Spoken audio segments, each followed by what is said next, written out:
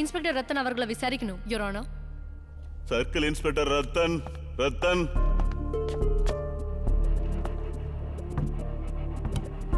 மனுக்கு எதிரா public prosecutor ஆஜராகிறீங்களா? Yes quota.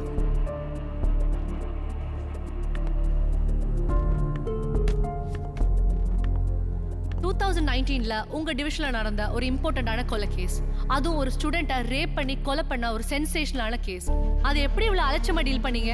நாங்க ஜெனினா தான் இந்த கேஸ் டீல் பண்ணோம். யாருக்கு ஃபேவரா? Objection quota. இந்த வழக்கை சரியான முறையில் தான் விசாரிச்சிருக்காங்க. CCTV footage, TCR report, finger prints, witness கொடுத்த ரிப்போர்ட் எதுவுமே குற்றவாளியை அடையாளப்படுத்தல. அதுக்காக அந்த கேஸை பெண்டிங்ல போட்டுருவீங்களா? கோட்டார், கேஸ் விசாரணையில் இருக்கும்போதே ஏசி துவாரகாவை டிரான்ஸ்ஃபர் பண்ணிட்டாங்க. அடுத்து கொஞ்ச நாள்லயே எஸ்ஏ சத்யனையும் வேற டிவிஷனுக்கு மாத்திட்டாங்க. புதுசா வந்தவங்களுக்கு கேஸை பத்தி தெரியல. அதனால ஒரு 6 மாசம் அவகாசம் கொடுக்குமாறு கேட்டுக்கொள்கிறேன். 2020 இறந்து போன ஜெனியோட அப்பா மிஸ்டர் வின்சன் அவர்கள் குவாரண்டோ ரிட் ஃபைல் பண்ணிருக்காங்க.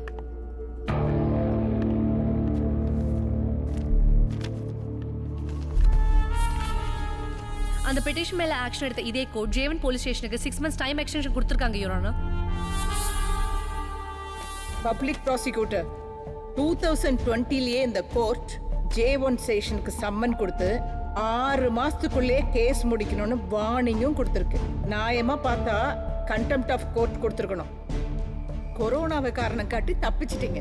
டைம் கொடுக்கறத பத்தி விசாரணை முடியும் போது பாத்துக்கலாம். அவங்க கேட்கிற கேள்விகளுக்கு அரசு தரப்புல இருந்து முதல்ல பதில் சொல்லுங்க. எஸ் கோட்டார். ஜெனி மர்டர் நடந்த அதே வருஷம் பிப்ரவரி மாசம் வேளாச்சேரியில இன்னொரு மர்டர் நடந்துருச்சு. அந்த கேஸ்ல சாஜின் ஒருத்தரை இவரு தான் அக்யூஸ்னு சொல்லி ஹாஜர் பண்ணிருந்தாங்க.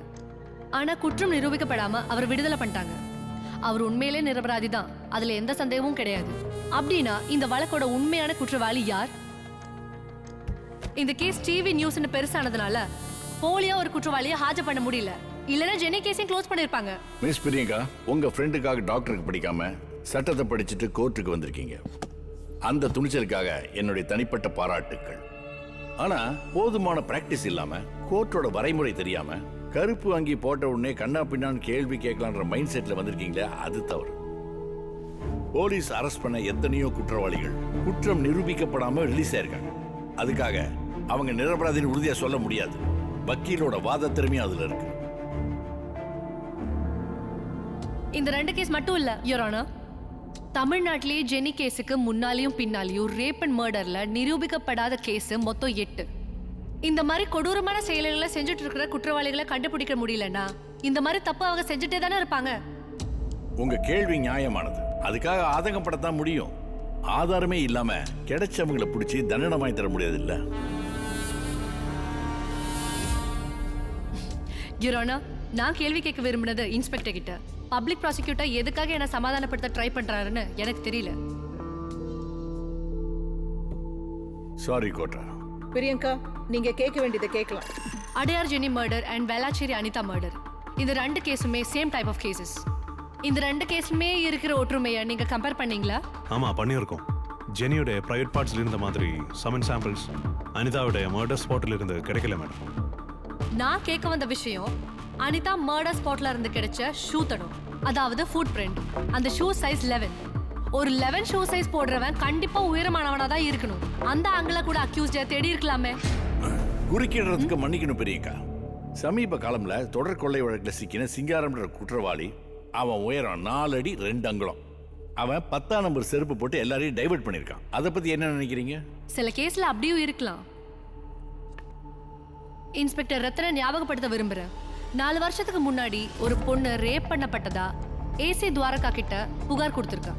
நீங்களும் உங்க டீம் கூட சேர்ந்து விசாரிச்சிருக்கீங்க. ஆனா அந்த குற்றவாளியை கண்டுபிடிக்க முடியல. ஆனாலும் அந்த பொண்ணு சொன்னபடி அந்த குற்றவாளி ஒரு 6 அடிக்கு மேல இருக்கணும்.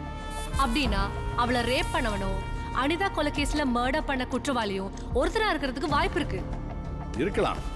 ஆனா அவங்க 2 பேரும் ஒரே ஆளுன்னு எப்படி உறுதியா சொல்ல முடியும்? ஒன்னு கட்டிட தொழிலாளியை ரேப் பண்ணவன பிடிச்சிருக்கணும், இல்ல அனிதாவை ரேப் பண்ணி கொலை பண்ணவன பிடிச்சிருக்கணும். 2மே நடக்கலையே. அதுக்காக 11 ஷூ சைஸ் உள்ள எல்லாரையும் அரெஸ்ட் பண்ணிடலாமா? உறுதியா நானும் சொல்லலையே. இந்த ஆங்கிளையும் திங்க் பண்ணி பார்த்துக்கலாமே. அது சரி. இந்த மாதிரி கேஸ்ல வியூகங்களை எல்லாம் ஒதுக்கி வச்சுட்டு பிராக்டிக்கலா ஒர்க் அவுட் பண்ணோம். அதுதான் நாங்க ஃபாலோ பண்ணிட்டு இருந்தோம் மேடம். ஒவ்வொரு கேஸ்லயும் போலீஸ் ப்ரொசீஜரை ஃபாலோ பண்ணணும். இந்த வழக்கை பொறுத்த வரைக்கும் போலீஸ் என்ன செஞ்சிருக்காங்கன்னு கேட்கறத விட என்ன செய்யலன்னு சுட்டி காட்டினா குற்றவாளியை பிடிக்க உதவியா இருக்கும். தேவைப்பட்டா பிரியங்கா கொஞ்சம் டைம் எடுத்துக்கலாம். தேங்க்யூ ரோனா. கோட்டார், ஏசி துவாரகா வேற ஒரு கேஸ் விஷயமா போயிருக்கிறதுனால இனி கோர்ட்டுக்கு வர முடியல. அடுத்த இயரிங் வர திங்கட்கிழமை அன்னைக்கு ஏசி துவாரகா கண்டிப்பா ஆஜராகணும். எஸ் கோட்டார்.